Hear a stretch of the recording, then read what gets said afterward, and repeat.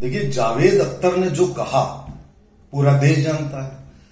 और ये आप देखिए, इस देश का दुर्भाग्य है कि ये जो तालिबानी सोच है, तालिबान कोई ग्रुप नहीं है, कोई दल नहीं है, तालिबान एक किस्म की सोच है।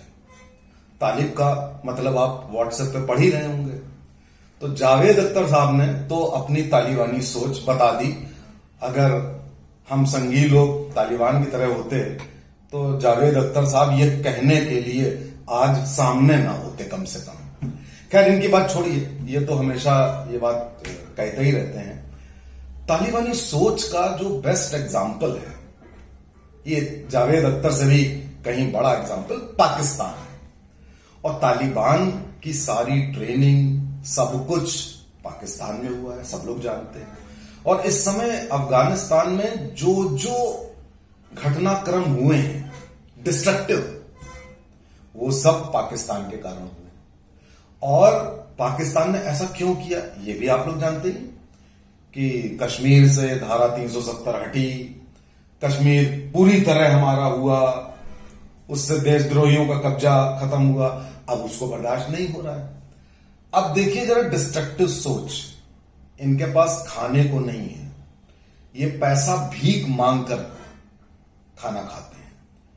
और इनको कश्मीर की पड़ी है, एक जमाने से कश्मीर की नहीं पड़ी है, ये इनका गजवाए हिंद का प्लॉट तब से है, ये इनकी नफरत है। अब ये कश्मीर मान लीजिए इनको मिल जाए तो उसके आगे बढ़ेंगे, इनका तो ये एजेंडा ही है। तो इन्होंने क्या किया कि तालिबान को हवा देके उसकी मदद करके अफगानिस्तान पे कब्जा करा के, और वहां पर जो आईएसआईएस जो खुरासान जो ग्रुप है वो भी पाकिस्तान है। पाकिस्तान आप जानते ही हैं, it is a hub of terrorism. Syria Iraq से बड़ा हब है पाकिस्तान टेररिज्म का। अब इन्होंने क्या किया कि अब इन्होंने पूरा प्लान बनाया हुआ है कि ये करके तालिबान को धीरे धीरे, तालिबान, आईएसआईएस, खुरासान, हक्कानी, ये सब लोग पाकिस्तान के, ये पाकिस्तान अपने सारे आतंकवादी जो कश्मीर में भेजता था, अब ये सारे आतंकवादी भेज देगा अफगानिस्तान में। और अफगानिस्तान में ये 4 लोग यानी कि आईएसआई सपोर्टेड इनके आतंकी, तालिबान, आईएसआईएस, खुरासान और हक्कानी, ये सब मिलकर एक झुंड बनाएंगे। और इनका प्लान है कि ये गिलगित बल्तिस्तान के रास्ते इंडिया में घुसेंगे, कश्मीर आजाद कराएंगे। अब इन्होंने इतना हल्के में हम लोगों को ले रखा है, हमारी इस देशभक्त सरकार को ले रखा है।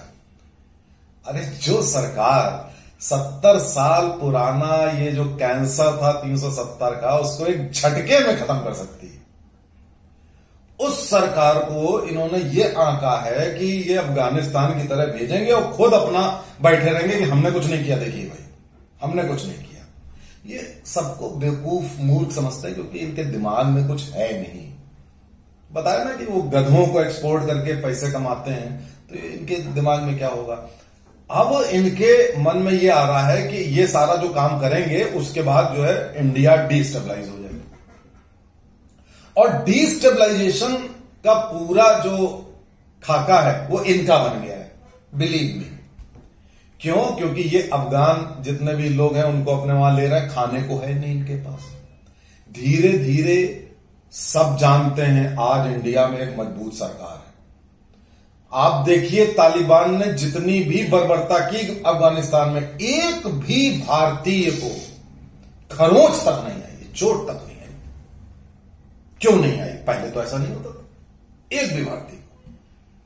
तो इसका साफ मतलब है कि उनको भी ये क्लियर है कि इंडिया से पंगे नहीं लेंगे। अब क्या होगा, तुम इंडिया से तो पंगे ले नहीं सकते, हमारी तैयारी पूरी है, हमें अपनी सरकार पे, अपने देश पे, अपनी सेना पे पूरा भरोसा है।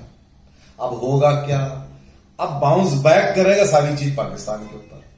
उधर बलूचिस्तान का मुद्दा अलग है, सिंध का अलग है, नॉर्थ वेस्ट प्रोविंस का अलग है। आप यकीन मानिए कि मुश्किल से 1.5-2 साल में आप लिख लीजिए, पाकिस्तान का विनाश और विभाजन दोनों ऑन द कार्ड्स है, सामने है। और इसके लिए जिम्मेदार ये स्वयं है, क्योंकि स्क्रिप्ट इन्होंने ही लिखी, और जो दूसरों की स्क्रिप्ट खराब लिखता है पहले उसका काम लगता है। इन्होंने हमारे बारे में बहुत गलत धारणा बना रखी है।